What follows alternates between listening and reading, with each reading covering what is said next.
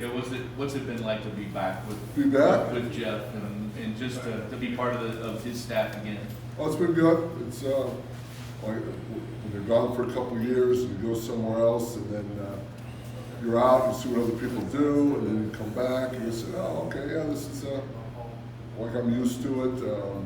Getting back with a good group of people, it's been refreshing. It's where I need to be right now at this point in time in my career, and it's been very good. So I'm thankful to be back. So it's good to be back. Thank you. Has he changed anything? A little bit. There's been some changes here or there. So you come back in and there's been variations. You ask, why are we doing it this way? You haven't called as much of this play versus that play. You know, we did it this way. So yeah, there's been some change. It's not where I just jump right back in. It was like riding the bike again. It's riding the bike with a couple variations. So you got to ask some questions and we go from there. What have you seen out of your guys so far during spring ball? A good group of kids, mature group of kids, ask questions, take notes. Older group, you know, especially when they went in the portal, they pulled the kids out. We got a good group, but I think they got the right group of kids for this team to play offensive line.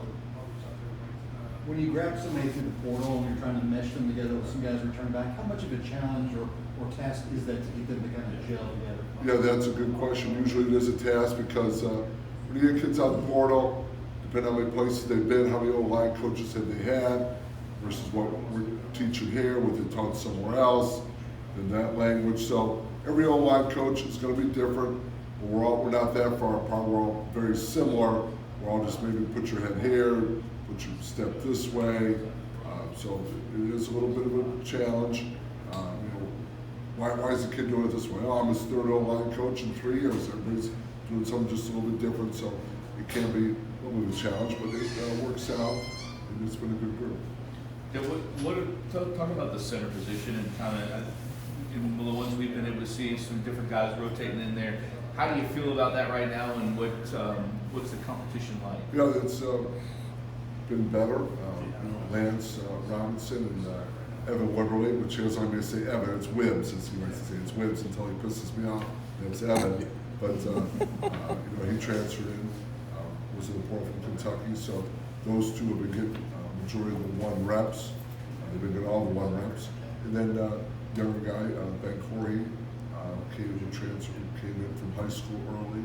So Ben has been playing the 3rd center. And so, between Evan and Lance, they've been working at it the most, and it's been a good battle, good competition. It's such a key spot. What do you look at? What do you try to work on each day? And what do you look at that gives you the confidence that, hey, this is the guy? Well, that's the center has got to be the one that's calling out the front. He calls out the blocking assignment. So I've got to put knowledge into him so he can explain it to the other 4 guys on the field and get everybody on the same page, as we say. So he's got to have that ability. So there's a lot of things that in the meeting room that you've got to hammer into him and say, do this, do that. So yeah, there's a lot that goes into that. So it takes a little bit of time with their intelligence, yes. When you have a mobile quarterback, how does that impact how you protect them and the protection that you're giving? Right, when you're a mobile quarterback, he can beat you with his legs more than his arms, so you can move the pocket a little bit, or if you are doing some drop back stuff, can he escape? So yeah, there's certain things that maybe not everything needs to be blocked perfect. Where years ago we had true drop back quarterbacks, and everything had that kid was going to beat you with his arm, so that you had to get everything done exactly right. So, but when you have a mobile quarterback, you can move the pocket a little bit, you can do some other things protection-wise than you could with a drop back kid. Just true kid that's going to play and throw. Going off that a little bit, obviously you were with Brown and Purdue. This seems to be a more mobile group as far as quarterbacks, and you also have quite a deep running back group. Is that a difference you've noticed maybe in scheme-wise what Brahman's doing now in terms of just having a little more depth there at the run game? Yes, the quarterback a little more mobile than a couple of the kids we had at Purdue. Nate O'Connell got a great release in the NFL, more mobile than the kid we had at Or was the last place in Kyle McCord, where Kyle's going to beat you with his arm. And then obviously the running backs here is a much better group. That's the one thing I noticed. I go, wow, we got running backs. So there's definitely some running backs here. Who do you think has made the most progress since the start of spring ball to now? Along the offensive line? Yeah. That's a great question. Yeah, you're not asking me about the DBs, obviously, but that's a great question. I think each kid has made significant progress. For me to say one above the other, that would be, I don't know if that'd be fair, because you could see each kid's progression, and that's what Jeff Brown and the coaches want to see is how much better have we taken this kid from day one. Yesterday was day 11, so each kid has gotten better. So Johnny Brown's gotten better. They've all gotten better. Cam Gorin, okay, he's gotten better. So each kid's gotten better out there.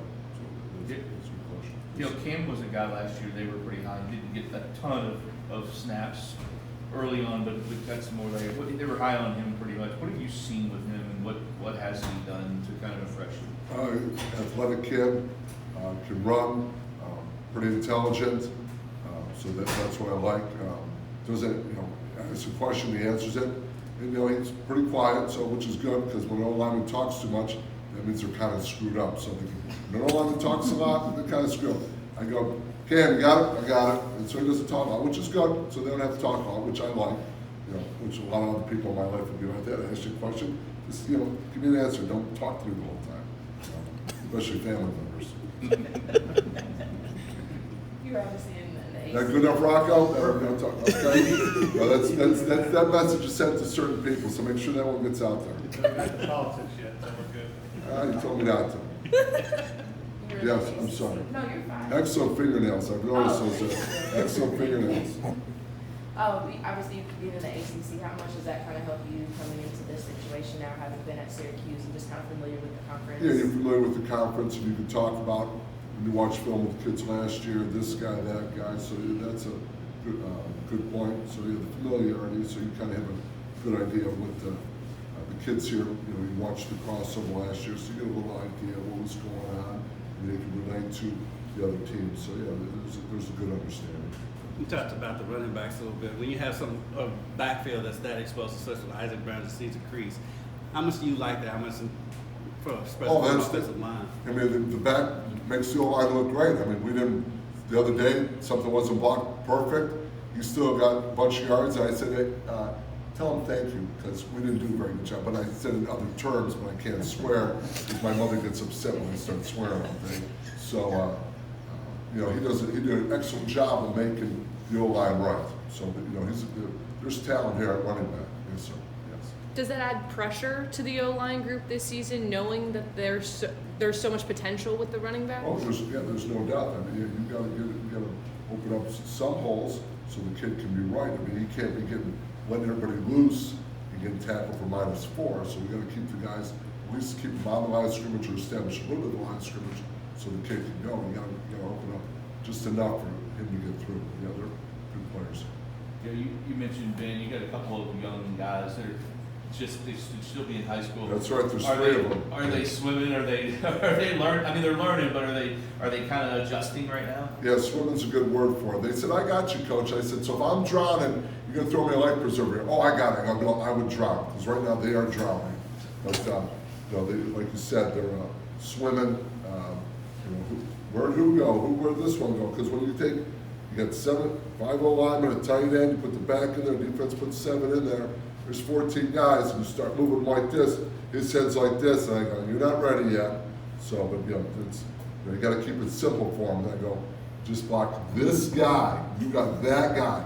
Then once we get that part figured out, then we can move to, now we can pass this off. So that's a good question. But yeah, you got 3 guys that should still be in high school worried about going to prom and stuff like that versus picking up the blitz from the weak side. It's They're yelling at them. I would say it's got to be nice to have them here though to get adjusted. Oh, that's the key. If you can get the kids here early, get them adjusted, get them the extra time, so then when they come back in June, they're more progressive versus jumping in June and so they need the extra time. Trust me, they all need the time. Thinking ahead to the when the season arrives, do you like, at this point, do you like the depth that you have, and at this point, are you even thinking about a depth chart? Well, yeah, you're always thinking about the depth you have, and, there's a good group here, so you're trying to figure out, like I tell them, who's number one in the room, and who's the last one in the room, because, we only take so many out-of-the-way trips, okay, only so many travel, everybody else gotta go scout team, so you gotta have a number one, there's gotta be a number 5, there's gotta be a 6, there's gotta be a 10, there's gotta be a 12, there's gotta be a 20. So yeah, there's always, what is the depth? Okay, that's a great question, because, but just because I'm the backup right tackle doesn't mean I'm the 6th best. Whoever's the 6th has gotta go in, and you gotta put the 5 best, you always gotta put the 5 best down the field at all times. Okay, you're not gonna put, well, he's the backup right tackle, but he's number 10. So the 6th best is sitting on the bench. No, you got to get the 5 best out there. So when somebody goes down, the next best has got to go in there. And so that's how I have to train them. That's how we have to cross train them. We're going to keep it simple to get the 5 best out there. For you, what's the number you love? I mean, obviously you'd love to have 10, 12, but No doubt. what do I you love hoarding them. I love hoarding them, Jody. What do you more, need? more. I want more. What do you need? What's the number? Yeah, the number traditionally, everywhere I've been, is 7. You try to get 8. And then you go from there. And, 9 and 10, they're traveling. Okay, but if you need 7, you're pushing for 8. We want 8. Anything else? Man, you're over there keeping on time. You're on time.